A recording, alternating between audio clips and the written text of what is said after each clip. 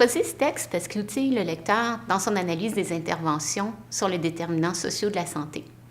Comme on sait que ces interventions sont nécessaires pour améliorer l'état de santé d'une population, en fait, il m'apparaissait pertinent d'avoir un meilleur bagage théorique et méthodologique pour les aborder. Ces interventions, qui sont considérées comme complexes quand même, interpellent des acteurs provenant de différents milieux et secteurs et combinent des ressources à la fois matérielles et sociales. C'est donc des systèmes qui se transforment à la lumière des contextes dans lesquels ils évoluent. Selon la théorie de l'acteur réseau, le fait de renforcer les liens entre les acteurs d'un réseau va favoriser les résultats attendus d'une intervention.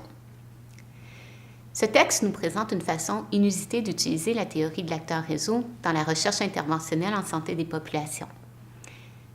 Il suggère que cette théorie peut être utilisée pour comprendre les relations entre les acteurs, pour conceptualiser la notion de contexte en lien avec le réseau d'acteurs et leurs actions, et finalement pour démystifier comment les effets d'une intervention sont produits. Ce dernier point est particulièrement important car c'est très difficile de comprendre comment les effets d'une intervention sont produits quand il s'agit d'agir sur les déterminants sociaux de la santé.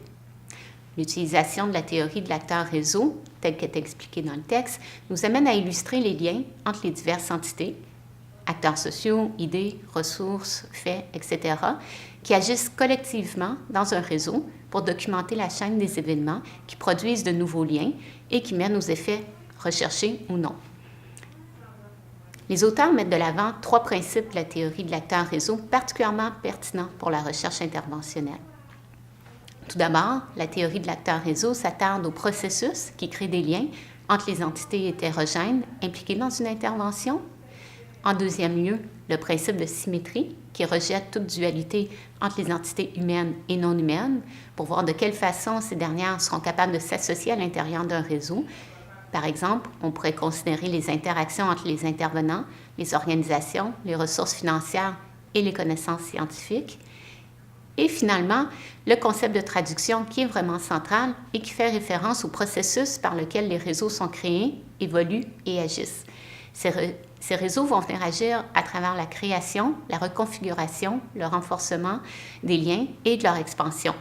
C'est vraiment la mise en commun des nouveaux acteurs, des ressources et des connaissances qui font émerger des solutions innovantes.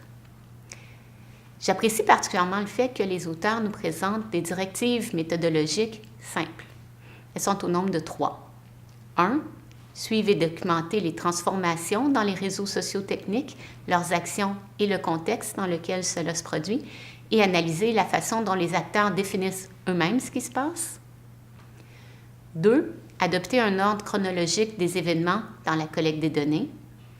Et finalement, 3. Utiliser un large éventail de données à différents niveaux pour capturer la complexité des réseaux dans lesquels les interventions évoluent. Ces directives vont venir influencer le choix des méthodes retenues, des propositions de recherche et vont assurer qu'il y a une concordance entre la théorie et les méthodes utilisées.